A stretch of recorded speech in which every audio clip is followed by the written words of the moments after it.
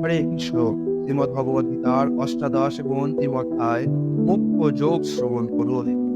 অর্জুন বললেন, হে মহাবাহ, হে ঋষিকেশ, হে কেশী নিষূদন, আমি সন্ন্যাস ও ত্যাগের তত্ত্ব পৃথকভাবে জানতে ইচ্ছা করি।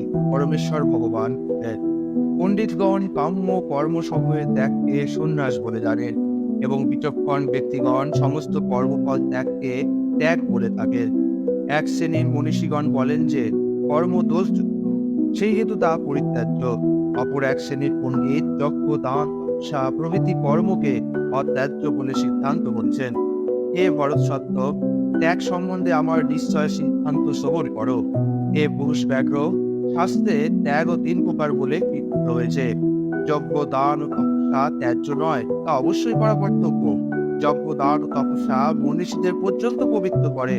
হে পার্থ, এই সমস্ত কর্ম আসক্তি ও ফলের আশা পরিত্যাগ করে কর্তব্য বোধে অনুষ্ঠান করা উচিত। ইহাই আমার নিশ্চিত উত্তম মত। কিন্তু নিত্যকর্ম ত্যাগ করা উচিত নয়। মোহবশত তার ত্যাগ হলে তা তামসিক ত্যাগ বলা হয়। যিনি নিত্যকর্মকে দুঃখজনক বলে মনে করে দৈনিক ক্লেশের ভয় ত্যাগ করেন, তিনি অবশ্যই সেই রাজসিক ত্যাগ করে ত্যাগের ফল লাভ করেন না। হে অর্জুন, আসক্তি ও ফল ত্যাগ করে কর্তব্যবোধে যে নিত্যকর্মের অনুষ্ঠান করা হয়, আমার মতে সেই ত্যাগ সাত্ত্বিক। সত্যগুণে আবিষ্ট, মেধাবী ও সমস্ত সংশয় চিহ্ন ত্যাগী অশুভ কর্মে বিদ্বেষ করেন না এবং শুভ কর্মে আসক্ত হন না। অবশ্যই দেহধারী জীবের পক্ষে সমস্ত কর্ম পরিত্যাগ করা সম্ভব নয়, কিন্তু যিনি কর্মফল পরিত্যাগী তিনি বাস্তবিক ত্যাগী বলে অভিহিত হন। যারা কর্মফল ত্যাগ করেননি তাদের পরলোকে অনিষ্ট, ইষ্ট ও মিশ্র এই 3 প্রকার কর্মফল ভোগ করতে হয়, কিন্তু সন্ন্যাসীদের কখনো ফল ভোগ করতে হয় না। হে মহাবাহু, বেদান্ত শাস্ত্রের সিদ্ধান্তে সমস্ত কর্মের সিদ্ধির উদ্দেশ্যে এই 5টি কারণ নির্দিষ্ট হয়েছে। আমার থেকে তা অবগত হও। অধিষ্ঠান অর্থাৎ দেহ, কর্তা, নানা প্রকার করণ অর্থাৎ ইন্দ্রিয় সমূহ, বিবিধ প্রচেষ্টা ও দৈব অর্থাৎ পরমাত্মা, এই 5টি হচ্ছে কারণ। শরীর, বাক্য ও মনের দ্বারা মানুষ যে সমস্ত কর্ম আরম্ভ করে, তা ন্যায্যই হোক অথবা অন্যায্যই হোক, এই 5টি তার কারণ। অতএব কর্মের 5টি কারণের কথা বিবেচনা না করে যে নিজেকে কর্তা বলে মনে করে, বুদ্ধির অভাববশত সেই দুর্মতি যথাযথভাবে দর্শন করতে পারে না। যার অহংকারের ভাব নেই এবং যার বুদ্ধি কর্মফলে লিপ্ত হয় না, তিনি এই সমস্ত প্রাণীকে হত্যা করেও হত্যা করেন না এবং হত্যার কর্মফলে আবদ্ধ হন না। জ্ঞান, জ্ঞেয় ও পরিজ্ঞাতা এই 3টি কর্মের প্রেরণা বলে জানবে। করণ, কর্ম ও কর্তা এই 3টি কর্মের আশ্রয় বলে জানবে। প্রকৃতির 3টি গুণ অনুসারে জ্ঞান, কর্ম ও কর্তা 3 প্রকার বলে কথিত হয়েছে। সেই সমস্ত যথাযথ রূপে শ্রবণ করো। যে জ্ঞানের দ্বারা সমস্ত প্রাণীতে এক অবিভক্ত চিন্ময় ভাব দর্শন হয়, অনেক জীব পরস্পর ভিন্ন হলেও চিন্ময় সত্তায় তারা এক, সেই জ্ঞানকে সাত্ত্বিক বলে জানবে। যে জ্ঞানের দ্বারা সমস্ত প্রাণীতে ভিন্ন ভিন্ন ধরনের আত্মা অবস্থিত বলে সবরূপে দর্শন হয়, সেই জ্ঞানকে রাজসিক জ্ঞান বলে জানবে।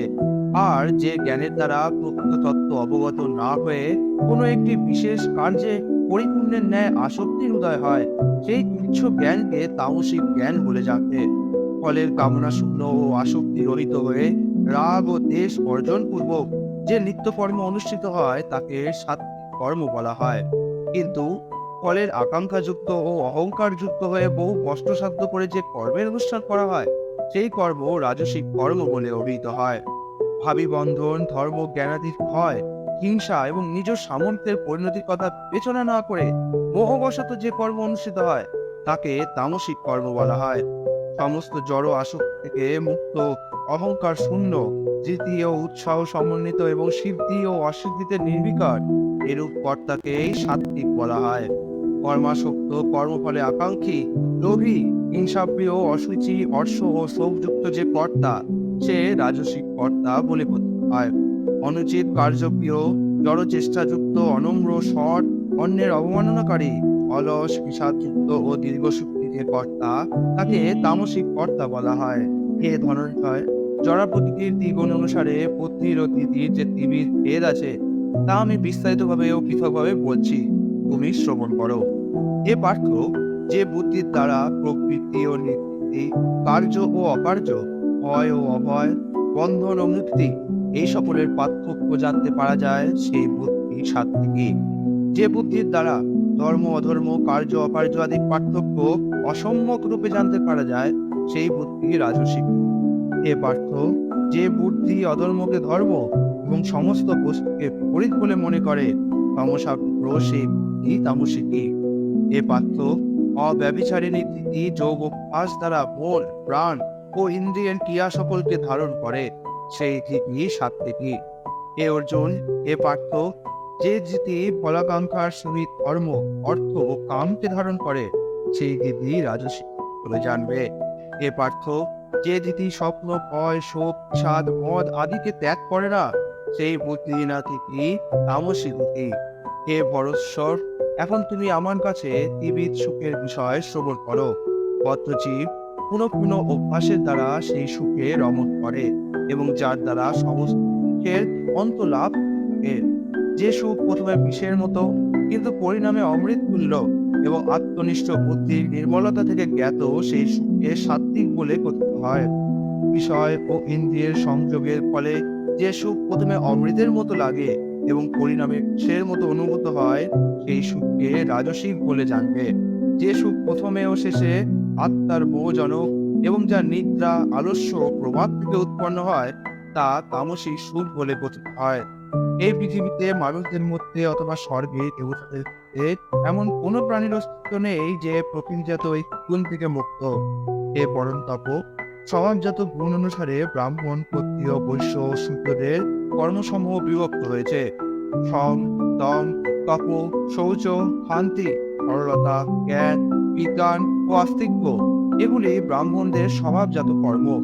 শৌর্য তেজ ধৃতি দক্ষতা যুদ্ধে অপলায়ন দান ও শাসন ক্ষমতা, এগুলি ক্ষত্রিয়ের স্বভাবজাত কর্ম বলে জানবে। কৃষি গোরক্ষা ও বাণিজ্য, এই কয়েকটি বৈশ্যের স্বভাব কর্ম এবং পরিচর্যাত কর্ম শূদ্রের স্বভাবজাত। নিজ নিজ কর্মে নিরত মানুষ সিদ্ধি লাভ করে থাকে। স্বীয় কর্মে যুক্ত মানুষ যেভাবে সিদ্ধি লাভ করে তা শ্রবণ করো। যার থেকে সমস্ত জীবের পূর্ব বাসনারূপ প্রবৃত্তি হয়, যিনি সমগ্র বিশ্বে ব্যপ্ত আছেন, তাকে মানুষ তার নিজের কর্ম দ্বারা অর্চন করে সিদ্ধি লাভ করে। তপরূপে অনুষ্ঠিত পরধর্ম অপেক্ষা অসম্যক রূপে অনুষ্ঠিত স্বধর্মই শ্রেয়। মানুষ স্বভাব বিহিত কর্ম করে কোনো পাপ প্রাপ্ত হয় না। এ করতেও সহজাত কর্ম দোষযুক্ত হলেও ত্যাগ করা উচিত নয়। যেহেতু অগ্নি যেমন ধূমের দ্বারা আবৃত থাকে, তেমনি সমস্ত কর্মই দোষের দ্বারা আবৃত থাকে। জড় বিষয়ে আসক্তি শূন্য বুদ্ধি সংযত চিত্ত ও ভোগ স্পৃহাশূন্য ব্যক্তি স্বরূপত কর্ম ত্যাগ ও নৈষ্কর্মরূপ পরম সিদ্ধি লাভ করেন। এ কন্তেও নৈষ্কর্ম সিদ্ধি লাভ করে জীব যেভাবে জ্ঞানের পরানিষ্ঠারূপ ব্রহ্মকে লাভ করেন, তা আমার কাছে সংক্ষেপে শ্রবণ করো। বিশুদ্ধ বুদ্ধি হয়ে মনকে স্থিতির দ্বারা নিয়ন্ত্রিত করে শব্দ আদি ইন্দ্রিয় বিষয় সমূহ পরিত্যাগ করে রাগ ও দেশ বর্জন করে নির্জন স্থানে বাস করে অল্প আহার করে দেহ মন ও বাক্যকে সংযত করে সর্বদা ধ্যান যোগে যুক্ত হয়ে বৈরাগ্য আশ্রয় করে অহংকার বল দর্প কাম ক্রোধ পরিগ্রহ থেকে সম্পূর্ণরূপে মুক্ত হয়ে মমত্ব বোধ শূন্য শান্ত পুরুষ ব্রহ্ম অনুভবে সমর্থ হন। ব্রহ্মভাব প্রাপ্ত প্রসন্ন চিত্ত ব্যক্তি কোনো কিছুর জন্য শোক করেন না বা আকাঙ্ক্ষাও করেন না। তিনি সমস্ত প্রাণীর প্রতি সমদর্শী হয়ে আমার পরাভক্তি লাভ করেন। একমাত্র ভক্তির দ্বারাই কেবল স্বরূপত আমি যেরকম হই, সেরূপে আমাকে কেউ তত্ত্ব জানতে পারে। এই প্রকার ভক্তির দ্বারা আমাকে তত্ত্ব জেনে তারপরে তিনি আমার ধামে প্রবেশ করতে পারে। আমার শুদ্ধ ভক্ত সর্বদা সমস্ত কর্ম করেও আমার প্রসাদে নিত্য অব্যয় ধাম লাভ করে। তুমি বুদ্ধির দ্বারা সমস্ত কর্ম আমাদের অর্পণ করে মতপরায়ণ হয়ে বুদ্ধিযোগের আশ্রয় গ্রহণ পূর্বক সর্বদাই আমাদের স্থাপন করো। এভাবেই মতগত চিত্ত হলে তুমি আমার প্রসাদে সমস্ত প্রতিবন্ধক থেকে উন্নীত হবে। কিন্তু তুমি যদি অহংকার বশত আমার কথা না শোনো, তাহলে বিনষ্ট হবে। যদি অহংকারকে আশ্রয় করে যুক্ত করবো না এরূপ মনে করো, তাহলে তোমার সংকল্পই মিথ্যা হয়ে যাবে, কারণ তোমার প্রকৃতি তোমাকে যুদ্ধে প্রবৃত্ত করবেই করবে। এ করতেও মোহবশত তুমি এখন যুদ্ধ করতে ইচ্ছা করছো না, কিন্তু তোমার নিজের স্বভাবগত কর্মের দ্বারা বশবর্তী হয়ে অবশ্যভাবে তুমি তা করতে প্রবৃত্ত হবে। হে অর্জুন, পরমেশ্বর ভগবান সমস্ত জীবের হৃদয়ে অবস্থান করছেন এবং সমস্ত জীবকে দেহরূপ যন্ত্রে আরোহণ করে মায়ার দ্বারা প্রবেশ করান। হে ভারত, সর্বতভাবে তার শরণাগত হও। তার প্রসাদে তুমি বড় শান্তি এবং নিত্য ধাম প্রাপ্ত হবে। এভাবেই আমি তোমাকে গুহ্য থেকে গুহ্যতর জ্ঞান বর্ণনা করলাম। তুমি তা সম্পূর্ণরূপে বিচার করে যা ইচ্ছা হয় করো। তুমি আমার কাছ থেকে সবচেয়ে গোপনীয় পরম উপদেশ শ্রবণ করো। যেহেতু তুমি আমার অতিশয় প্রিয়, সেই হেতু তোমার জন্যই আমি তা বলছি। তুমি আমাতে চিত্ত অর্পণ করো, আমার ভক্ত হও, আমার পূজা করো এবং আমাকে নমস্কার করো। তাহলে তুমি আমাকে অবশ্যই প্রাপ্ত হবে। এই জন্য আমি তোমার কাছে সত্যই প্রতিজ্ঞা করছি, যেহেতু তুমি আমার অত্যন্ত প্রিয় ভক্ত, সর্বপ্রকার ধর্ম পরিত্যাগ করে কেবল আমার শরণাগত হও, আমি তোমাকে সমস্ত পাপ থেকে মুক্ত করব। তুমি শোক করো না।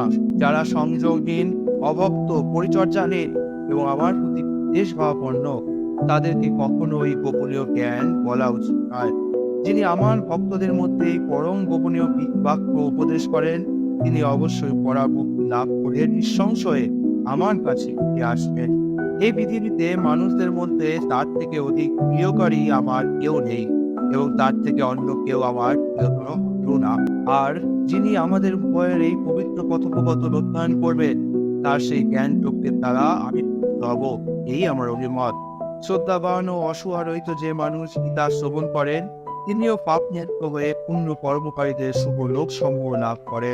হে পার্থ, হে ধনঞ্জয়, তুমি একাগ্র চিত্তে এই গীতা শ্রবণ করেছ কি? তোমার অজ্ঞানজনিত মোহ বিদূরিত হয়েছে কি? অর্জুন বললেন, হে অচ্যুত, তোমার কৃপায় আমার সমস্ত মোহ দূর হয়েছে এবং আমি সিদ্ধি লাভ করেছি। আমার সমস্ত সন্দেহ দূর হয়েছে প্রভু, এবং যথাজ্ঞানে অবস্থিত হয়েছি আমি। এখন আমি তোমার উপদেশ পালন করব। সঞ্জয় বললেন, এভাবেই আমি কৃষ্ণ ও অর্জুন দুই মহাত্মার এই অদ্ভুত রোমাঞ্চকর সংবাদ শ্রবণ করছিলাম। ব্যাসদেবের কৃপায় আমি এই পরম গোপনীয় যোগ সাক্ষাৎ বর্ণনাকারী স্বয়ং যোগেশ্বর শ্রীকৃষ্ণের কাছ থেকে শ্রবণ করছি। হে রাজন, শ্রীকৃষ্ণ ও অর্জুনের এই পুণ্যজনক অদ্ভুত সংবাদ স্মরণ করতে করতে আমি বারংবার রোমাঞ্চিত হচ্ছি। হে রাজন, শ্রীকৃষ্ণের সেই অত্যন্ত অদ্ভুত রূপ স্মরণ করতে করতে আমি অতিশয় বিস্ময়ান্বিত হচ্ছি এবং বারবার হর্ষিত হচ্ছি। যেখানে যোগেশ্বর শ্রীকৃষ্ণ এবং যেখানে ধনুর্ধর পার্থ, সেখানে নিশ্চিতভাবে শ্রী বিজয়, অসাধারণ শক্তি ও নীতি বর্তমান থাকে। ত্যাগ সাধনার উপলব্ধি বিষয়ক মোক্ষযোগ নামক শ্রীমদ্ ভগবত গীতার 7 অধ্যায়ে ভক্তিবেদান্ত পাঠ সমাপ্ত হলো। হরে